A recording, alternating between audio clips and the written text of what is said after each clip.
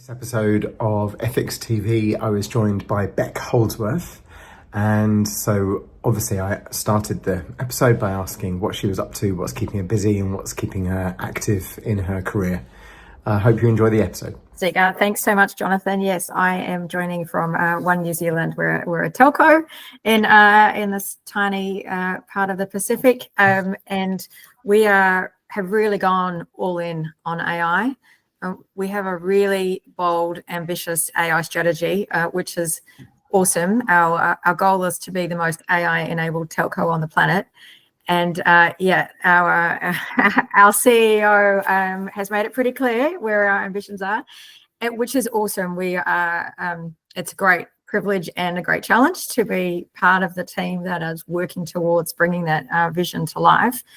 And so that's keeping me up in all kinds of ways at the moment. We are, like everybody else, we're learning. So we're learning while we're doing, while we're learning, while we're improving, while we're, designing and thinking about the future at the same time. It's all happening at once. So myself and my team are really focused on how do we ensure that the outcomes we achieve through the use of AI really support tech for good and are responsible. And so what does that look like in our business? How does it align to our values? What do we actually need to do to achieve that? We're conscious of it's easy to say things, but it's harder to do them and to attest to the guardrails and the effort you're putting in place. So thinking a lot and doing a lot at the moment on bringing responsible AI to life. That's amazing. So when the did the story go like the chief exec made an announcement that you were going to be the most AI advanced telco, and then was that the first that you and your team knew about this approach, or did that happen strategically and then you were hired to lead that? What happened? What was the order of events? So myself and a large number of the data and AI team were already on board at One New Zealand. I have actually worked here for more than 10 years, previously in privacy and fraud, etc. And so we were already here, and obviously AI was really taking off. And one of the things I think was really impactful is our executive and our board went to Silicon Valley and really immersed themselves in what are the opportunities and what are the challenges, and that gave them such a great grounding in the art of the possible. And that's where our strategy seemed to go from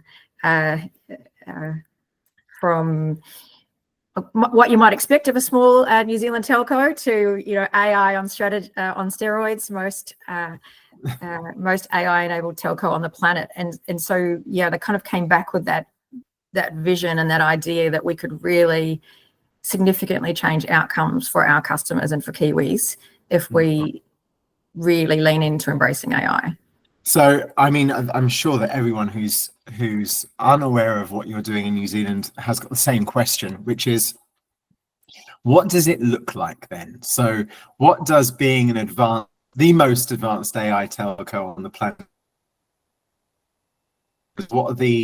does this change the offerings that you have, as the solutions you have put into market? What's the way that it manifests from that amazing ambition?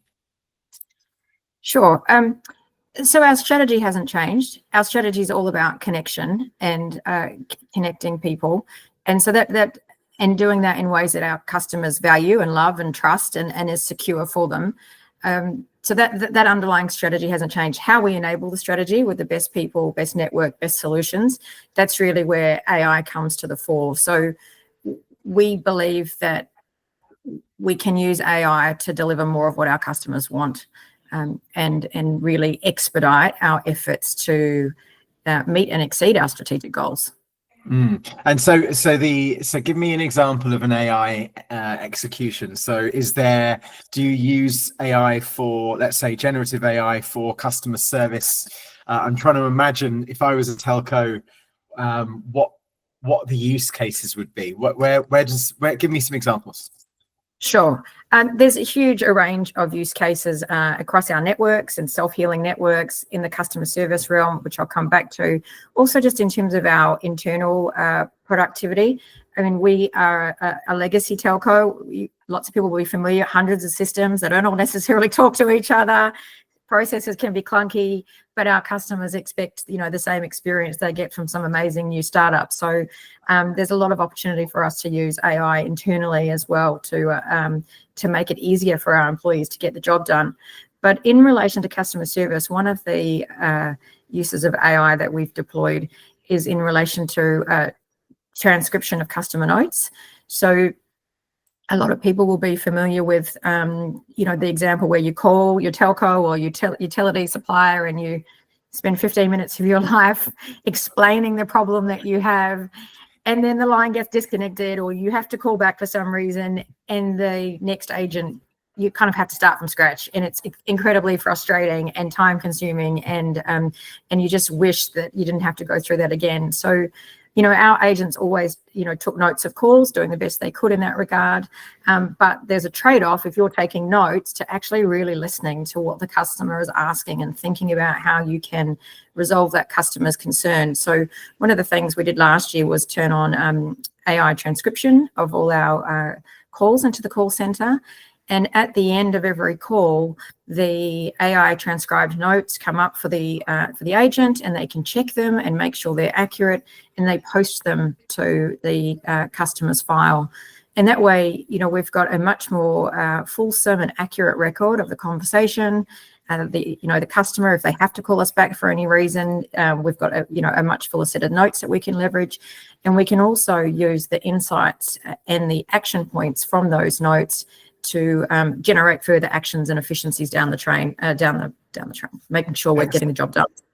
Got it. And so, in terms of customer privacy, how is One New Zealand insulating the customer data from being, publicly accessible by machines and screens outside of the telco? What's your privacy protocols for that? Sure. Well, it really depends on sorry, maybe go back one. A key component for us as being a small, reasonably small operator in the global context, we have decided that strategically we will be a taker of technology most of the time rather than building it ourselves. Mm-hmm. So what that means for us is we need to be really careful and selective about the partners that we use, mm-hmm. and ensuring the right privacy protections at the point of contracting is one of the things that we invest our time and effort into.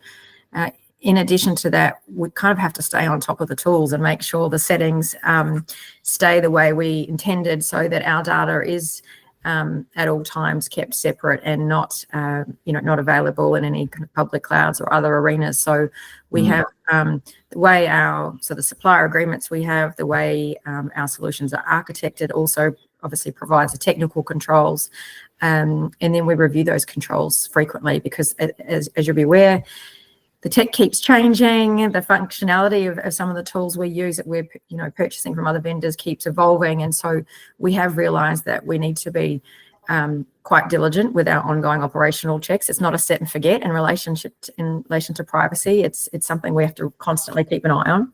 Mm.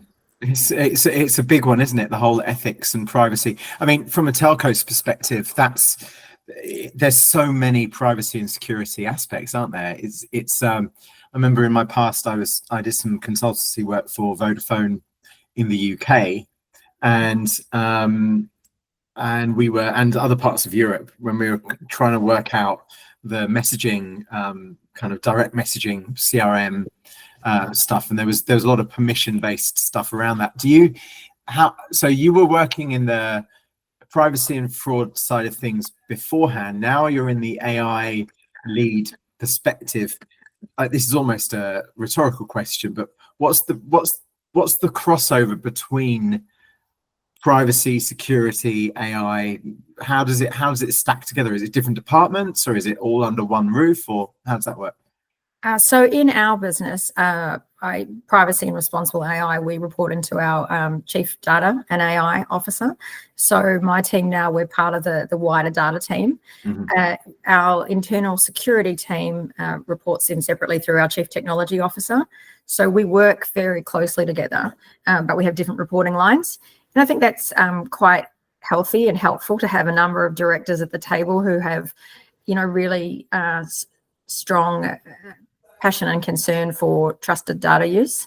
I think the confluence is really around trusted data, having good quality data, knowing that it's been used in trusted ways, knowing that we can trust that it'll be available when we need it, and that we, treating our customers' data really carefully.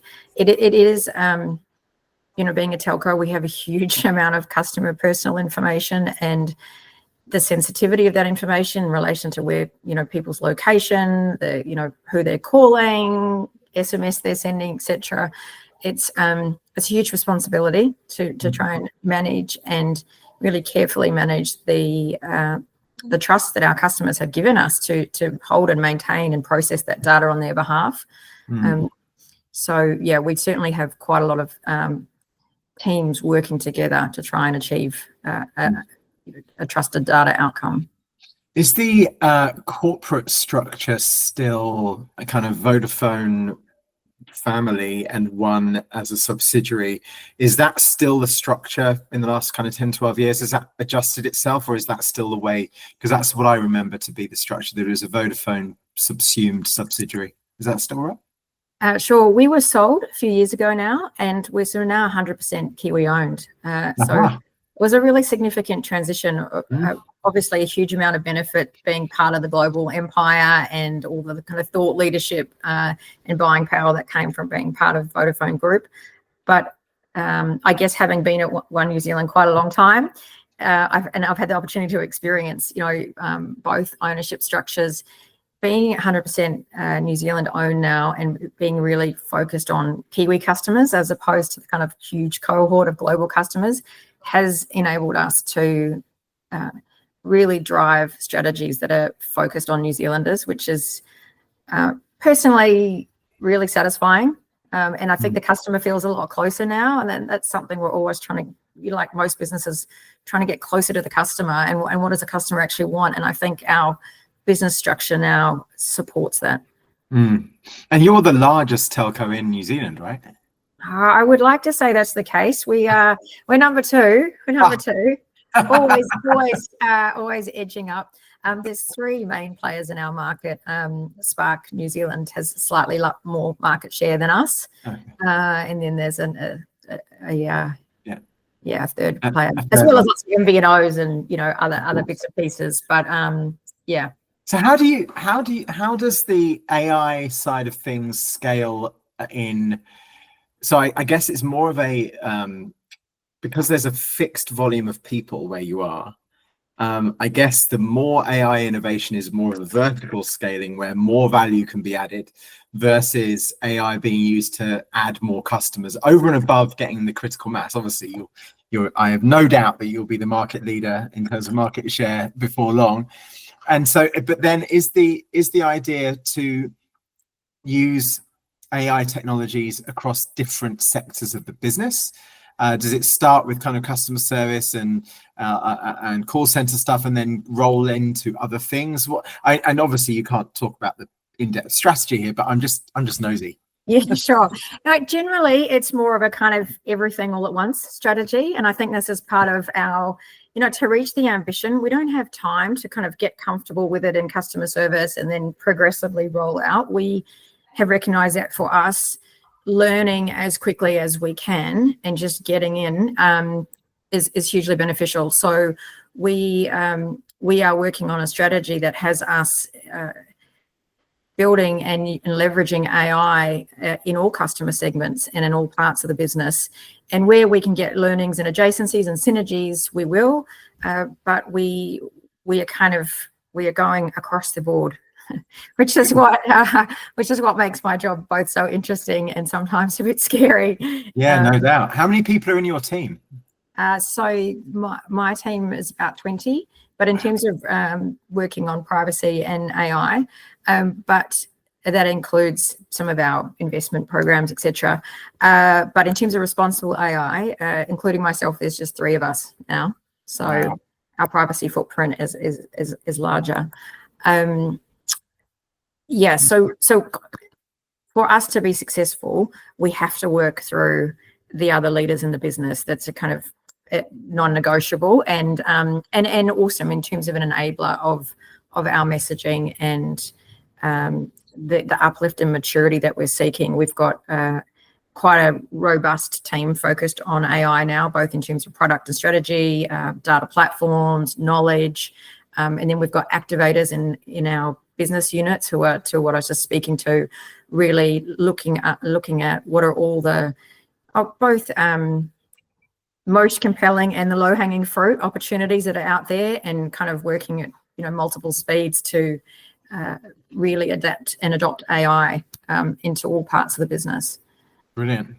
Well, I mean, I'm very impressed. I must admit, the people I know from New Zealand are often critical about New Zealand's, let's say, being behind the curve when it comes to tech and innovation, and this is very different from that. It seems that you are wanting to push the curve, and so is part of the ambition to drag New Zealand along with you, so the whole country becomes more technically advanced? Or are we looking at a kind of, obviously it's a one NZ perspective, do you think that you will inspire other innovators in the country and in the region to realize that there's a lot of potential in the territory? We really believe that AI can be of huge benefit to the people of New Zealand, and that really does underpin our strategy and our ambition.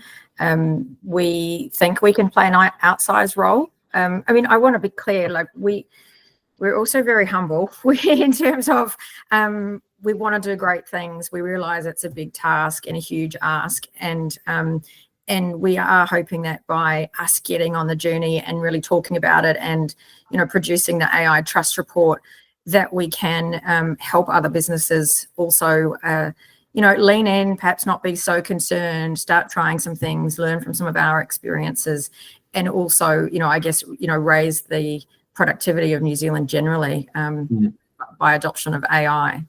Yeah, I must admit, I wasn't going to mention this, but it seems like I'm the chief exec of a company called Self, and regular listeners and viewers will know this, Self.app, and we're about to launch later this year a private AI app for the iPhone and Android store, and I can imagine that as more offerings that are promoting responsible and ethical technology come onto stores, there's more opportunity for potential partnerships with leading telcos and so forth to really enable the trust of AI to be properly built. Because I do wonder whether or not there are some concerns by some people about whether what happens with their data, and so I don't know if that's something that you've had to, I mean, obviously you've had to address it in some way, as to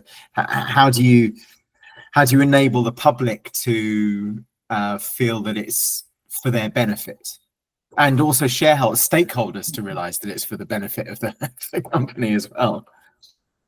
I think one of the key things for us, coming back to an earlier point, is using AI to underpin, enable, put on steroids the business strategy we already have. It's not about delivering AI for AI's sake, and I think that's critical in terms of consumer trust in particular. Like if we're not actually improving products and services that our customers want, then we're just kind of wasting our time and energy. And so really at the core of our strategy is what problems are we solving for our customers? What can't we do well today that we know are pain points, because they tell us, obviously, and most, everybody has a telco provider of some form, so we all are experienced in what some of those challenges are. So we know where we can leverage AI to just hugely positively impact customer experience in ways we couldn't previously. So I guess that's at the heart of trust. First of all, make it useful. The second piece would be around the guardrails that we're putting in place to ensure some of those basic principles of AI use are met in relation to fairness and avoiding bias, transparency, explainability, privacy, security. Although our AI program is recently young, our values around privacy and security have been with the business for much longer. And I think that's really helpful, because it's not like we have to adopt a set of values that will help us with our AI transformation. The underlying behaviors that we drive through our culture are putting us in a position where, even if we haven't got to the point of giving everyone their responsible AI badge and training yet, people inherently know that we're expected to do the right thing, and we're expected to solve problems for customers, and we're expected to be trustworthy, and so that those things are really helping us at the moment in terms of building trust and designing for trusted outcomes in mind. Brilliant. Good. Well, listen, Bec, I wish you all the very best, and I'm really, really happy that in our mix of guests, we're now getting people on the front line in business who are applying these things practically. And I'm also glad it's not just from a tech firm in California. I think this is it's good to have a diversity there. Yeah, thank you. It's really awesome to be involved in one at the moment with the work that we are really passionate about, and know that we will hopefully get a lot of things right. We'll certainly get some things wrong, but keep improving along the way. And yeah, I'm really excited to see where our AI transformation can lead us.